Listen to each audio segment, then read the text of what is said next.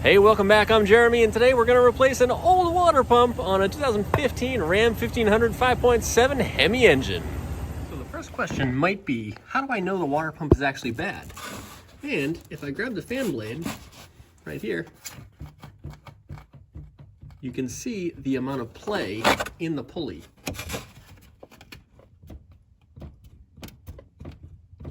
So that's the first sign that the water pump is junk. The second sign is underneath, there's a bunch of antifreeze. Here you can see antifreeze down on the frame of the truck. And then if you look up here, you can see all the antifreeze staining under the water pump. And that is another sign that there has been antifreeze leaking out of this for quite some time now. It's just now at a point where it's leaking into the driveway, which is kind of a bummer. The hardest part of this entire job, in my opinion, is getting this fan bolt loose. The giant nut that goes on the end of the water pump pulley is really tough to remove because as soon as you start to spin it, the water pump spins. So there's a couple different ways you can do this. I like to just use an air chisel, and I just basically pop it on there and it spins right off. The other option is you take a giant wrench and you put it on here, and what you do is you hammer straight down on this as you're pulling it to try and loosen it. By the way, this is reverse threads. I should probably mention that. So it's reverse threads, and what you do is you hammer straight down on it as you're pulling it, and hopefully it breaks loose. Sometimes it does, sometimes it doesn't. I've had some great luck with that in the past, and I've also had it not work like today. So it's sort of a mixed bag whether it works or not. So try this if you don't have the air chisel, and if you do have the air chisel, just put the air chisel on it and it'll spin right off. As you can see, this one I just cracked loose with the air chisel, so now I can just spin it out with my hand. All right, let's take that off and get this fan shroud out of the way. There is a 13 millimeter on each side of the radiator fan shroud that we are gonna have to remove. So go ahead and pull that one out. And that one. What we have to do is take our trim tool, pop it in here, and hopefully get this off the fan shroud like that. Now we're down here on the bottom side of the engine, and you'll see that there are 3 push pins that you need to pull out of the bottom of the radiator fan shroud so that we can pull that radiator fan shroud out of there. All right, I just pulled them out. You can see they're still stuck in there. They're just plastic clips. Now I use a trim panel removal tool deal. I pulled this off, and now I'm hoping that we can pull this shroud right out of here. Let's try it.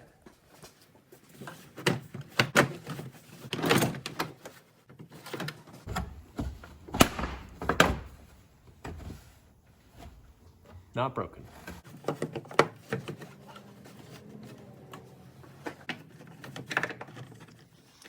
So it's now out of the truck, it's a truck, and I'm gonna show you what I did wrong.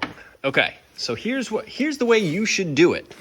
First of all, right down here at the bottom, which you'll see from the bottom of the truck, right here, you're gonna see that there are some like push pins that, well, not really a push pin, but a push tab that you can push through, and then you can lift this part of the radiator fan shroud up. So let's do that. Maybe. There we go. Okay. So once you have separated this part of the fan shroud from the big part of the fan shroud, this lifts up.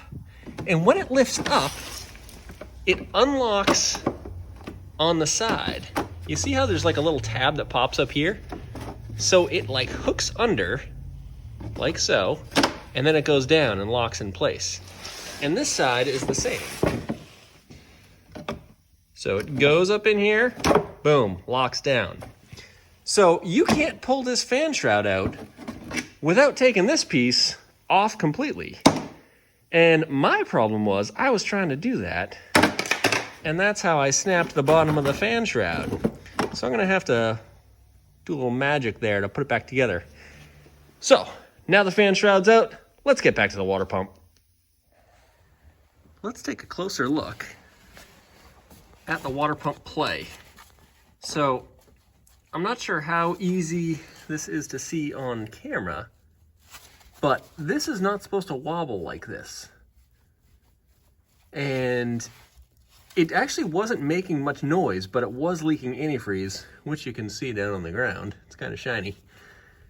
So now I'm going to pull this belt off, and then I will probably drain some antifreeze out, and then we'll pull this all apart.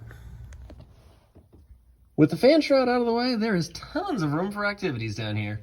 So now, if you're looking right here, you'll see the driver's side of the bottom of the radiator has a drain on it. And what you do is you put a hose right here, and then you turn this, and allegedly all the antifreeze is supposed to come out of this. In reality, it sprays all over everything. So, that's what we're gonna do next, because I like to party. All right, so the party is about to commence. So here's what's happening. If I pull this out right now, uh-oh, things are gonna start getting real. So what I'm gonna do is I am going to put a giant intercooler hose on this to kind of guide the fluid down into the bucket. Well, that worked well. While we're waiting for that to drip, I'm going to pull this clamp off and this hose off, and I'm also going to remove this bolt so I can take the tensioner off, because the tensioner needs to be swapped over to the new pump. And then I'm just going to start ripping these bolts out left and right all around the pump. Oh yeah, I'm going to take that hose off too. Just took the new one out of the box so that I can reference it as I take it apart, make sure I got all the bolts out. And down here, you can see I've made quite a disaster. Inside the hose is a spring, that's fun. I have discovered some gross stuff. So I'm going to just basically keep pulling these bolts out until the water pump falls off. Now that I've successfully made a mess, I'm gonna unplug that. I believe I now have all the hoses, all of the fittings. There's like an Allen head plug here, and then there's a sensor that goes here. And I believe I have all of the bolts out now, but before I pull the water pump off, I want to show you one more thing. Here's the new one, and I plopped it on top of this cardboard box that it came in, and then I took all of the bolts that I've taken out of the old water pump, and I've put them in place, and I've poked the bolts through the cardboard box.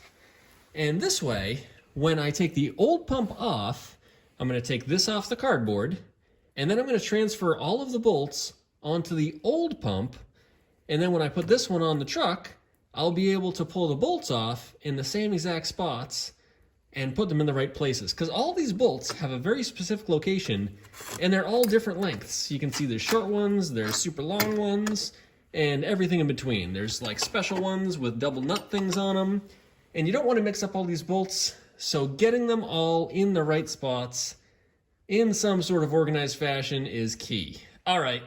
Let's pull the pump off. One thing I just noticed while I was moving things around is without the belt tension on here, look at how wiggly this thing is. This is gonna make a mess. Oh, it's on there. All right, I found a good prying spot over on the right here. I'm just gonna give it a little one of these. Oh, I can see it. Oh, it's starting to puke. There it is.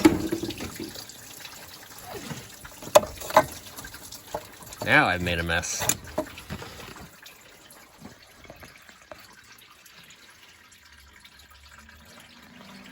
And so it seems I've made a mess. This is kind of cool though. Look at how it's all like smooth in here. It's not like a small block Chevy where it's just like straight angles everywhere. It's all nice and smooth for this this pump. So we'll clean up all of this. You can see there's some corrosion here and there. We'll clean it all up with a razor blade, make sure it's nice and clean, nice and smooth. Then we'll pop the new one on. I've now swapped the new pump for the old pump and moved all the bolts over. So now all of the bolts are in the right spots on the old pump. And now I'm going to put the gasket on the new water pump. Ta-da! I just put the gasket all in place. It looks like it's gonna hold in there just fine. So now it's just a matter of putting this thing against the truck and tightening up the bolts. The pump is officially on. Now, what you may be wondering is, how much do I tighten these bolts, right? And I searched around the old internet, and I found a few different places saying 18 foot-pounds. So I kind of did what I thought was right, just by using a ratchet and my experience. And then I put the old torque wrench on it and torqued them to 18 foot-pounds, and it actually felt pretty good. So I am going to stick with the 18 foot-pound measurement. I don't know if that's actually right or not, but it feels good to me, and I'm going to send it. And one thing I will also say is make sure that you tighten 12 bolts. It's very easy to forget these bolts. There are 12 of them. So make sure when you're torquing them or tightening them, just go around and count up all 12 and make sure you got all of them. I'll go around here so you can see them all. And hopefully you won't forget any. All right, so let's start putting some hoses back on. Hey, this is looking pretty nice. So I got the belt on, I got the tensioner on. The tensioner looks really crappy when you compare it to the brand new water pump, but that's okay. We got this bolt in, we got that nut on. We have the plug in with a little too much of the old sealer. I put this sensor back in with, again, a little too much sealer. Sometimes I go a little overboard on that. And I got my hoses back on, except for the one that goes in the thermostat. So I gotta grab the thermostat and pop it in here. How did I put the fan shroud back together, you ask? Zip ties, bro. This is how all the kids are holding their bumpers together these days, so I figured why not just do it to the fan shroud. Totally worked great. Nice and tight, should be good for pretty much a lifetime. All right, let's get in the car. Fan shroud is in. So now all we have left is the thermostat. I just grabbed one from the store. It's a Gates part number 34053. And I'm gonna pop it right in place and tighten those bolts up. Thermostat is in. Ka-chow! Check it out, pretty nice, right? All right, let's throw the hose on. All right, I just topped off the old antifreeze.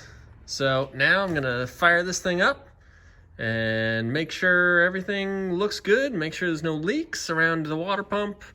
Make sure there's no leaks coming out of the bottom of the radiator where I undid the little relief, or not the relief, but the valve on the bottom. You know what I'm talking about. All right, so let's go start this thing up and see what the heck happens. We got some bubblage. Engine's running.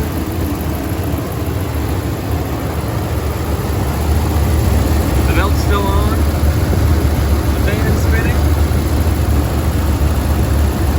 So far, so good. Now I am inside the truck and I am keeping an eye on this guy right here, the coolant temp, because I want to make sure that it comes up to temperature normally and it doesn't overheat. If the thermostat was stuck, for example, the engine might overheat, or if it's stuck open, it might never heat up. So I want to make sure that the thermostat's doing its job and there's enough coolant in the system, so I'm going to warm it up, make sure the overflow bottle is full and all is well, there's no leaks, and make sure the heat turns on, and then I can be done. Great news.